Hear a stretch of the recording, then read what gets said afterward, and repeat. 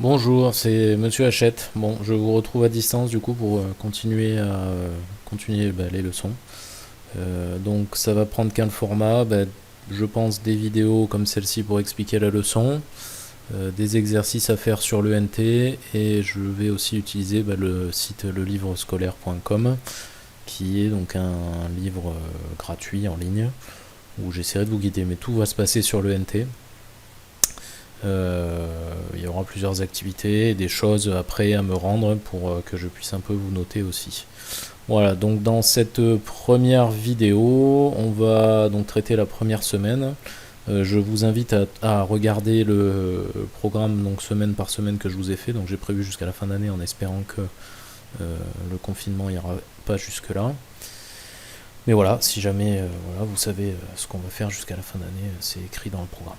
Donc pour cette première vidéo, plusieurs objectifs qui seront suivis d'exercices. Donc tout d'abord,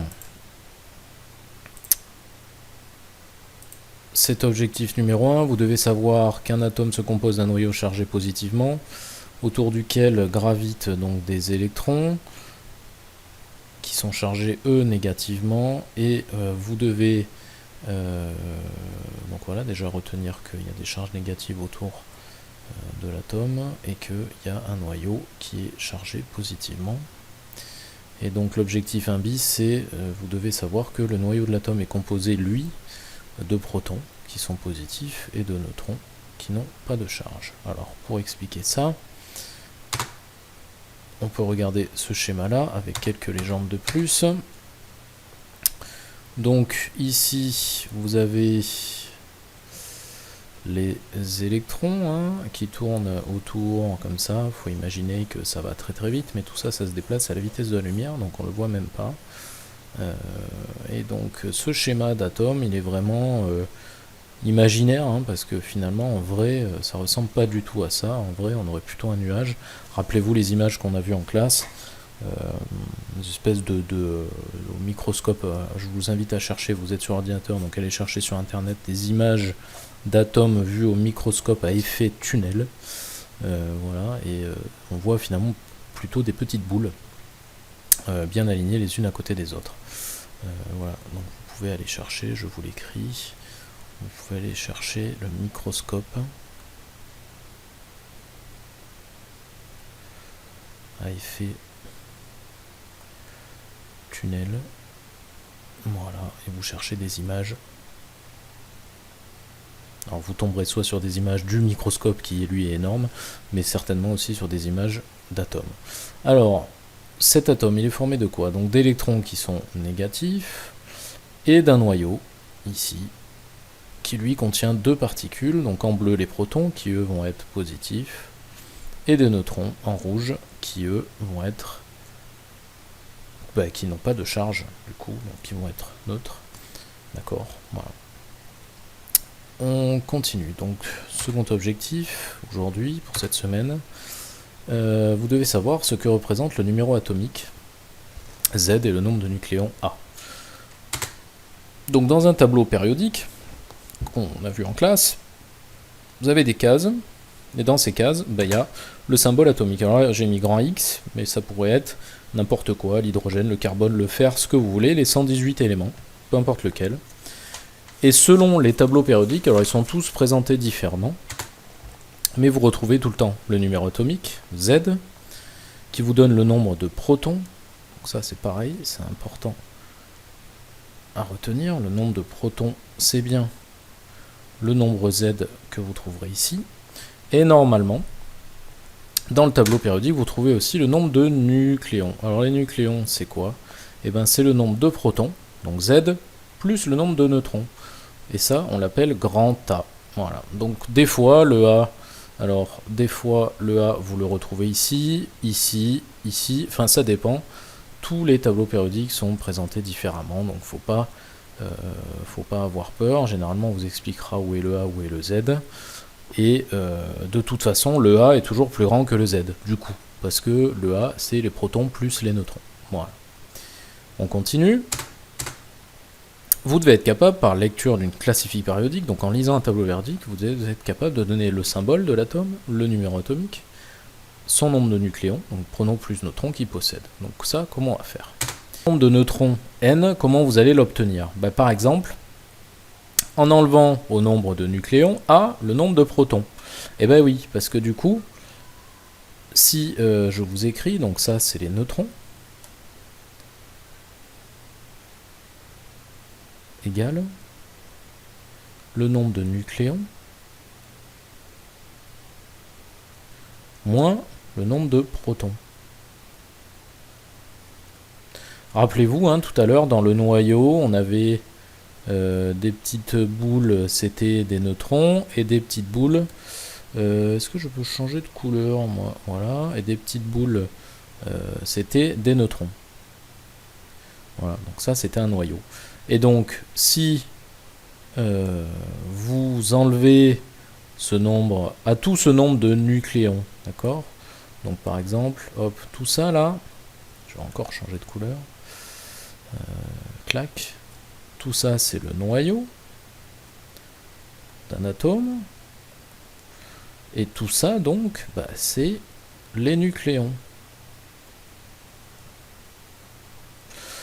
Donc si dans ces nucléons, il y a des protons et des neutrons, si vous enlevez les protons, qu'est-ce qui vous reste? Il vous reste les neutrons. Donc c'est exactement ce que veut dire cette formule.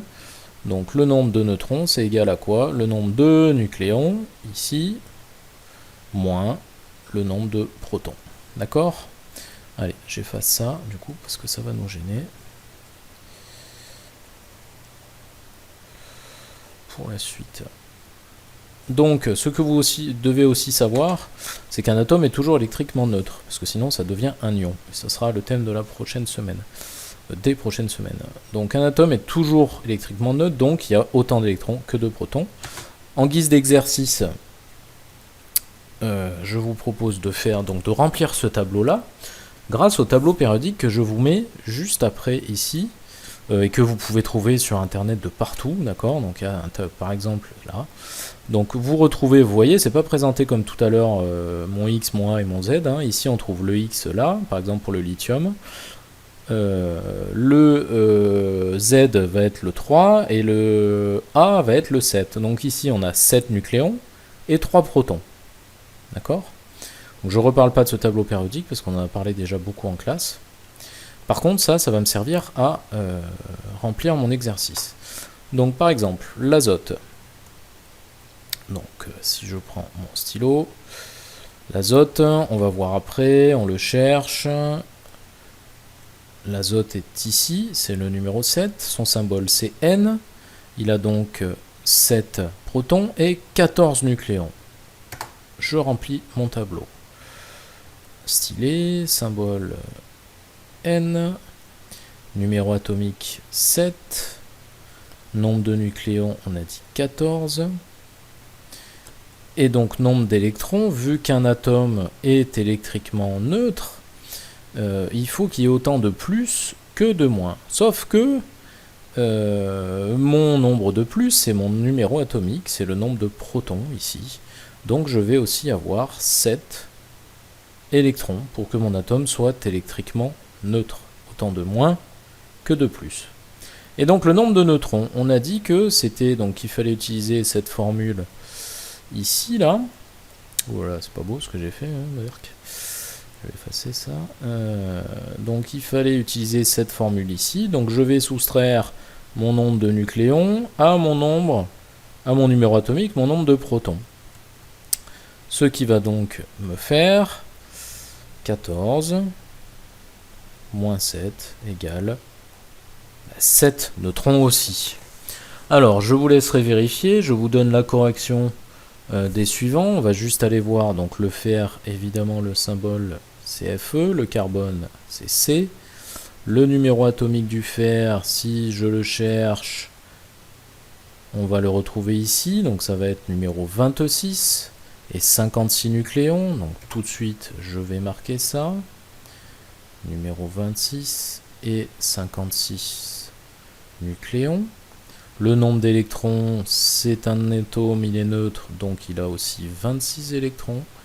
On fait donc la soustraction 56 moins 26 protons égale 30 neutrons. D'accord. Le carbone, je vous laisserai vérifier. On est donc au numéro atomique 6. Nous avons 12 nucléons. C'est le carbone 12, c'est pas celui qui est radioactif. Le carbone radioactif, c'est le carbone 14, que vous avez peut-être déjà entendu parler. Il a donc aussi 6 électrons. Et donc, on fait la soustraction 12 moins 6 protons égale 6 électrons. 6 neutrons, pardon. Donc voilà, pour cette première vidéo, cette première semaine qui est donc une semaine de révision pour certaines troisièmes et une semaine, une nouvelle semaine hein, pour la classe de 3e 3. Je crois qu'on n'avait pas eu le temps de le faire ensemble ça. Voilà, donc n'hésitez pas à poser des questions par retour de mail par l'ENT et je vous y répondrai. Merci et bon courage pour la suite.